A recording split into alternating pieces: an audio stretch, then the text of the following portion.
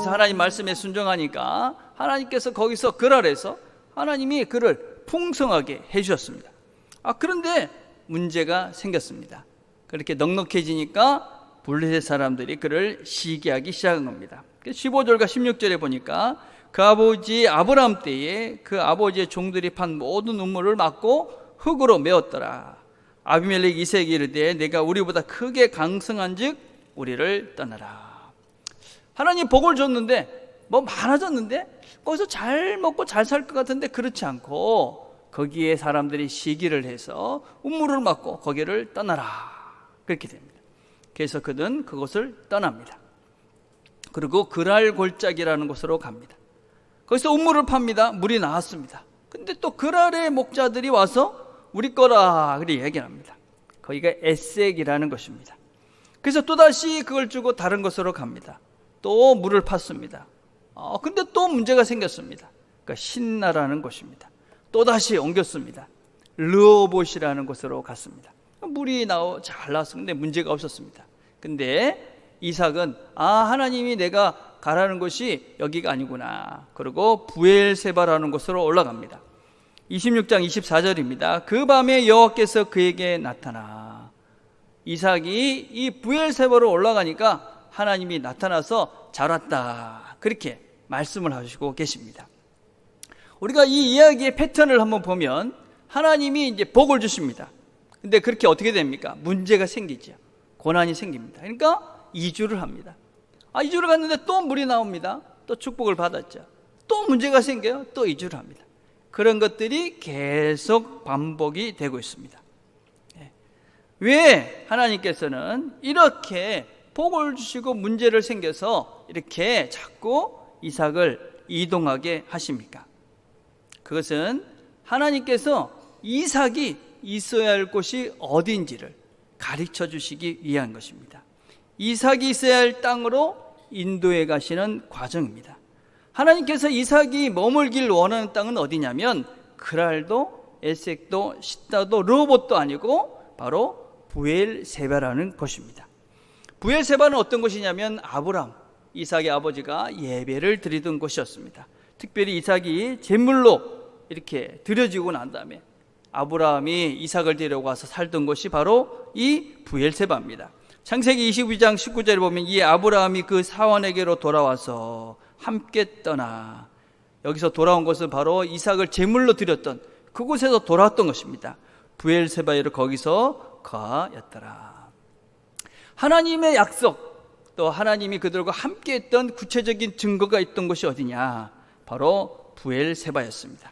그래서 이삭은 그 인도하심을 따라서 부엘세바에 정착하게 되어집니다.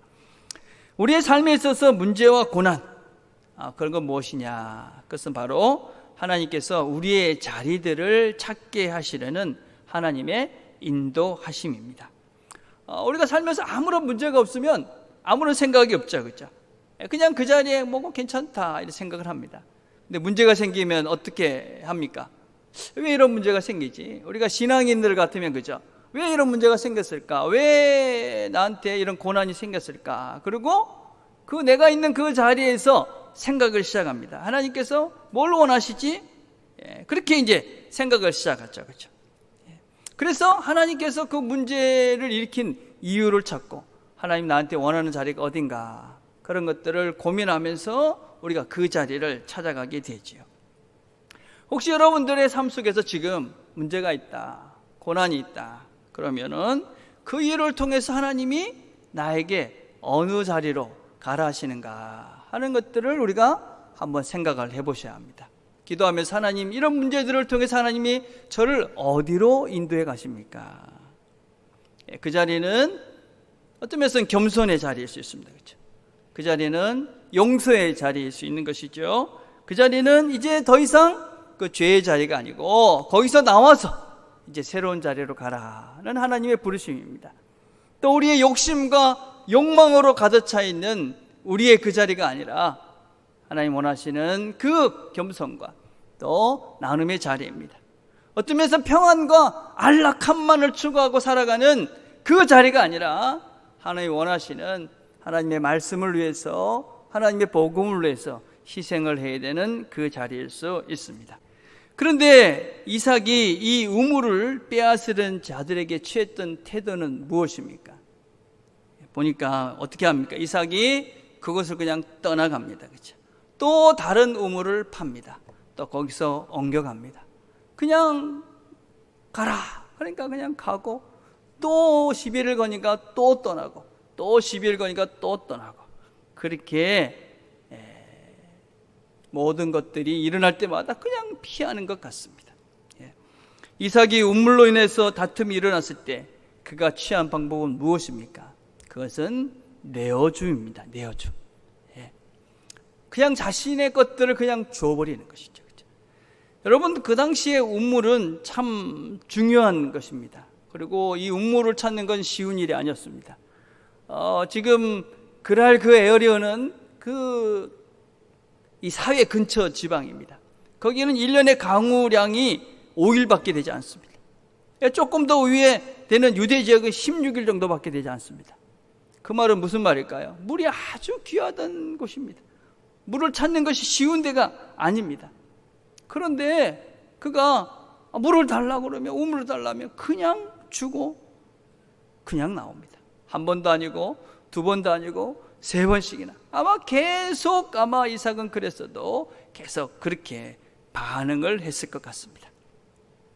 자, 그런데 결론이 어떻게 납니까?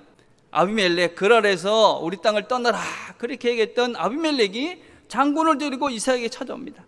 이삭이 너 내가 떠나라고 그래서 떠났는데 왜 찾아왔냐? 그러니까 뭐라고 얘기합니까?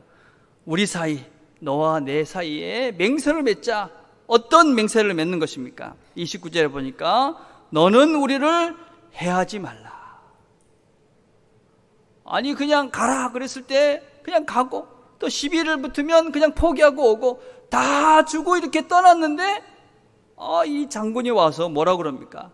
너가 우리를 해하지 말라. 그런 언약을 세우고 그렇게 우리를 힘들게 하지 말도록 그렇게 약속을 해달라. 그렇게 이야기합니다. 우리가 보기에는 진 것 아닙니까? 다 뺏겨버렸는데, 그죠? 달라는 대로 다 줘버렸으니까 아무것도 남는 것이 없는 것 같은데, 그런데 이 사람들은 와서 뭐라고 얘기합니까? 우리를 해하지 말라. 진 것 같은데 결국은 이기는 것이지. 우리가 보기엔 죽음이었기 때문에, 어린 양이 그 연약한 존재로 죽었기 때문에 모든 것들이 끝난 것이라고 생각을 합니다. 그러나 그가 그 하나님의 모든 권세를 받아서 세상을 다스립니다. 어린 양의 죽음이 분명한 사자의 승리로 이어져 가고 있음을 보여주는 그림이 바로 이 계시록 5장에 있는 말씀입니다. 하나님의 나라의 방법입니다. 하나님 나라가 어떻게 세상을 이겨가는가?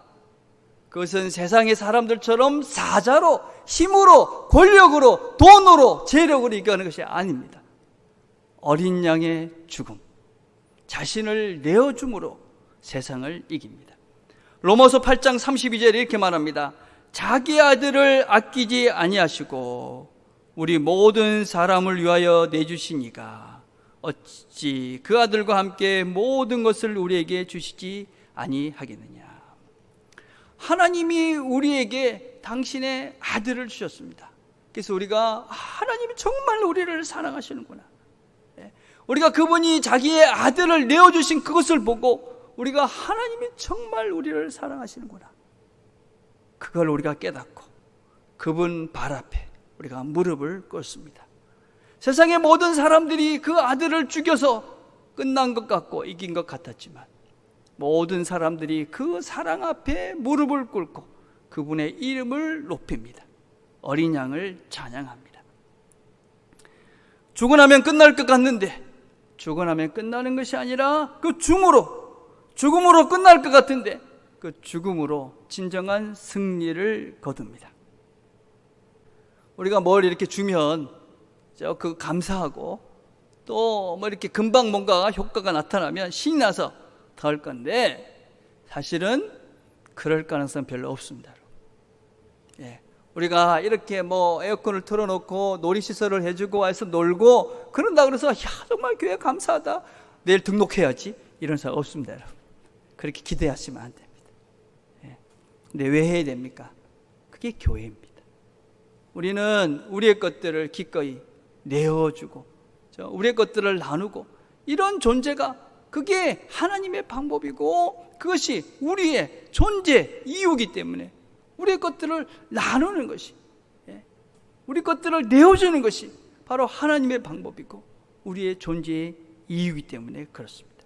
우리의 것들을 지금 포기하면 망할 것 같고 이 자리에서 나와버리면 내가 그냥 다 끝날 것 같은데 하나님이 우리와 함께 하시니까, 우리와 늘 함께 하시는 그 하나님께서 내가 어디에 있든지 하나님이 원하시는 그 방법으로 내어주고 베풀고 사랑하고 겸손의 자리로, 낮아짐의 자리로, 희생의 자리로 그렇게 내려가면 하나님이 채우실 것이다.